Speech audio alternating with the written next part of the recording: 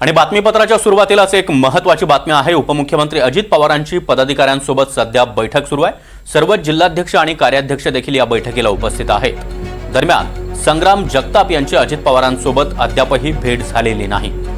अलीकडे संग्राम जगताप यांनी वादग्रस्त वक्तव्य केलं होतं आणि त्यानंतर त्यांना समजही देण्यात आली होती। मात्र आज अजित पवारांची पदाधिकाऱ्यांबरोबर बैठक होत असताना संग्राम जगताप यांची मात्र अनुपस्थिती जाणवते। याबाबत अधिक माहिती घेऊया आमचे प्रतिनिधी विशाल पुजारी यांच्याकडून। विशाल, काय अधिक माहिती?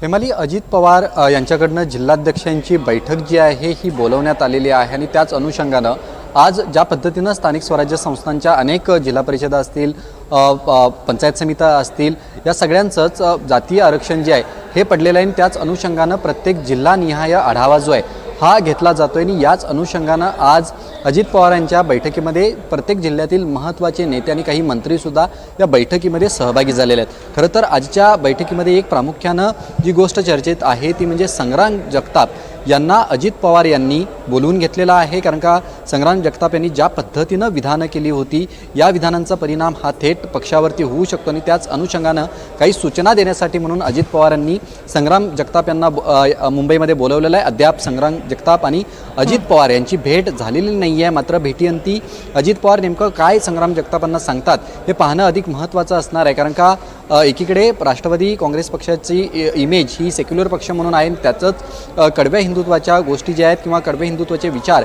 हे संग्राम जगताप यांच्याकडनं सातत्यानं मांडले गेले होते आणि याच अनुषंगाने याचा परिणाम हा येणाऱ्या निवडणुकांवरती थेट होऊ शकतो आणि याच अनुषंगानं संग्राम जगताप यांना नेमक्या काय सूचना दिल्या जातात हे पाहणं अधिक महत्त्वाचं असणार आहे। मात्र स्थानिक स्वराज्य संस्थांच्या निवडणुकांच्या अनुषंगानं सुद्धा ही राष्ट्रवादीची बैठक अधिक महत्त्वाची आहे। कारण का या बैठकीमध्ये बैठकी संदर्भात आम्ही तुमच्याकडून अधिकाधिक माहिती घेतच राहू वेळोवेळी। तुर्तास धन्यवाद विशाल पाटील।